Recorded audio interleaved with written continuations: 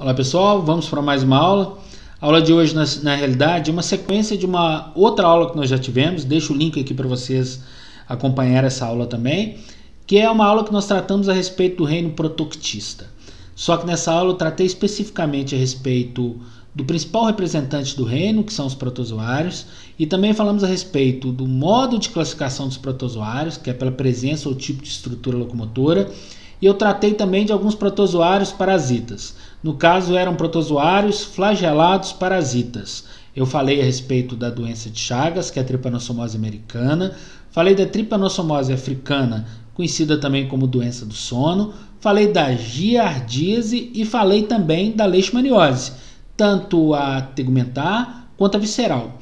A aula de hoje é uma aula que nós vamos tratar de dois casos de esporozoários parasitas, no caso é a malária e o outro é a toxoplasmose, um protozoário ciliato parasita de seres humanos, que é o Balantidium coli, causador da balantidiose, e vamos falar também a respeito da entamoeba, que é responsável por uma parasitose conhecida como amebíase. Então vamos comigo e vamos falar a respeito das demais doenças causadas por protozoários.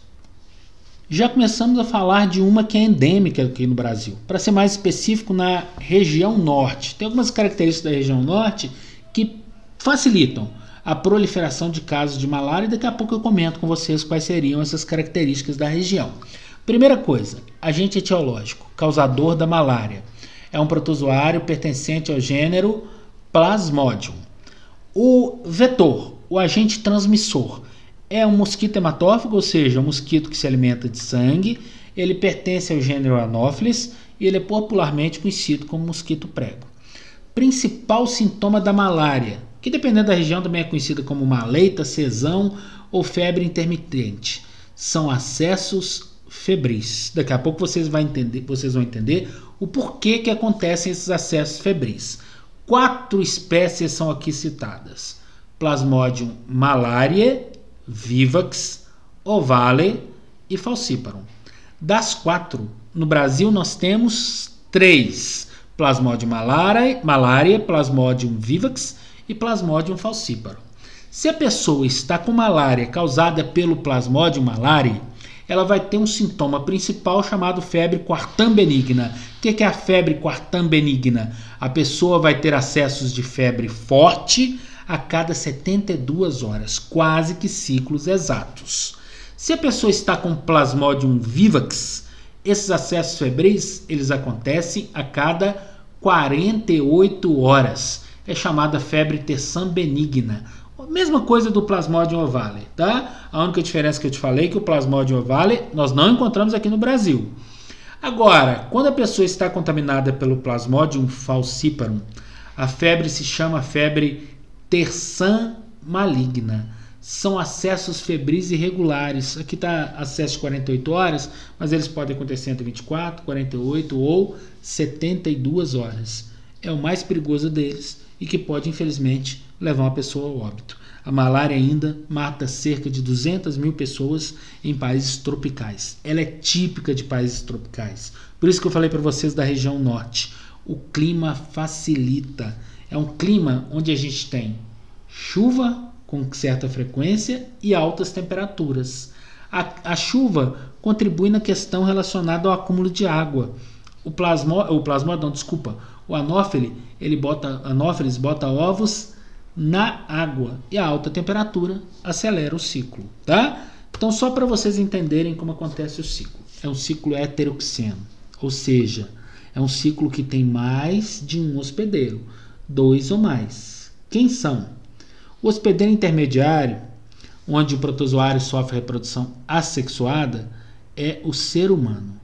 O hospedeiro definitivo, onde o protozoário sofre reprodução sexuada, é o mosquito prego. Beleza? A transmissão para seres humanos acontece por meio da picada do mosquito. Quando ocorre essa picada do mosquito, a forma infectante cai na circulação sanguínea e chega nas hemácias, nos glóbulos vermelhos. Quando chega lá nos glóbulos vermelhos, no ciclo de reprodução, libera uma toxina quando ele destrói a hemácia, o glóbulo vermelho. E essa toxina na circulação sanguínea é que pode levar a pessoa a ter os acessos febris. Como são espécies diferentes, cada uma delas libera uma toxina específica. Por isso que a gente tem lá febre terçã benigna, terçã maligna e febre quartã, tá? Então o acesso febril é por conta da liberação de uma toxina quando ele fecha ciclo na hemácia e provoca a lise, a destruição. Esse protozoário também pode se alojar nos hepatócitos, células do fígado, e provoca na pessoa um aspecto de icterícia, que deixa a pele amarelada, o que causa confusão algumas vezes em diagnóstico com febre amarela. Mas lembrando que febre amarela, diferente de malária, ela é causada por vírus, e o transmissor de febre amarela é diferente do transmissor de malária. Como prevenir? Profilaxia. Primeira coisa, gente, combate ao vetor, combate ao mosquito.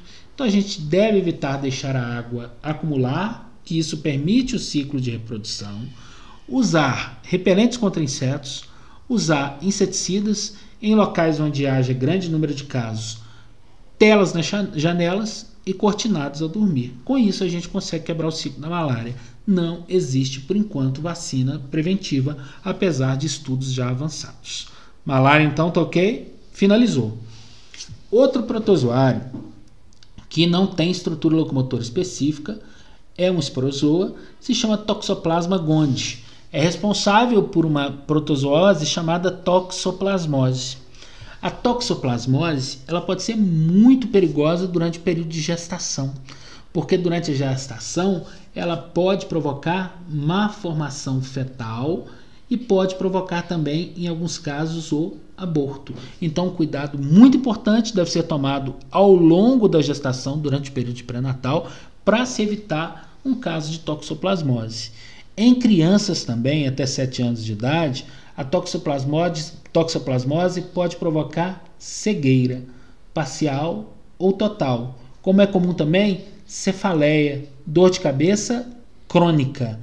Em adultos, esses sintomas podem aparecer, mas geralmente existem casos de adultos que são assintomáticos, que não manifestam sintomas. Muitas vezes se culpam os gatos como os únicos responsáveis pela toxoplasmose, porque um dos meios de transmissão é no contato com as fezes de gatos contaminadas.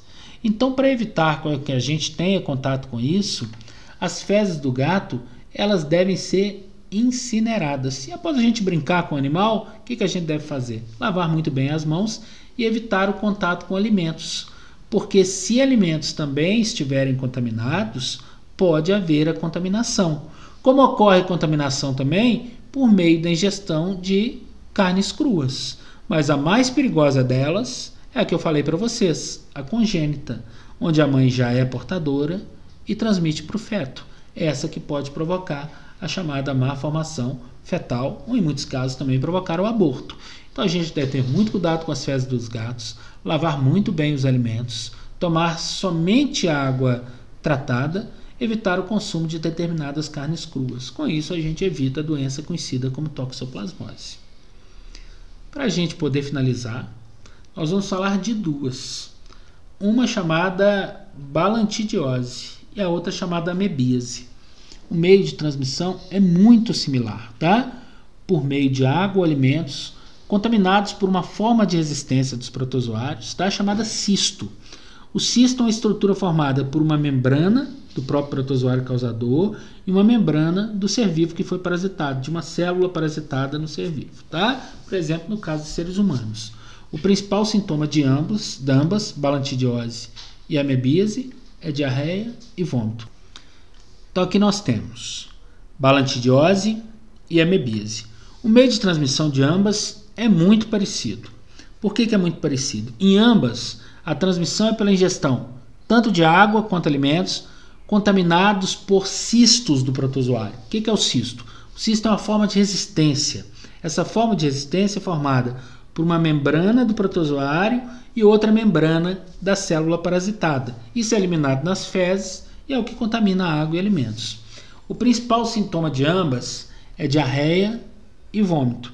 Diarreia associada com vômito provoca desidratação, extremamente perigoso. O causador da balantidiose é o único ciliado que a gente pode encontrar como parasita de seres humanos. Chama-se Balantidium coli. No caso da amebíase, uma ameba de nome Entamoeba histolítica. Se a gente sabe que a transmissão é por meio de água ou alimentos contaminados, a profilaxia, que é a prevenção, é muito simples. 1. Saneamento básico, medida governamental. Depois nós temos medidas individuais, como por exemplo higiene pessoal, lavar as mãos antes de cada refeição que a gente faça, manter as unhas sempre limpas e cortadas e também ter muito cuidado com os alimentos, com a água que a gente vai ingerir. A água somente tratada e os alimentos devem ser muito bem lavados antes de serem ingeridos.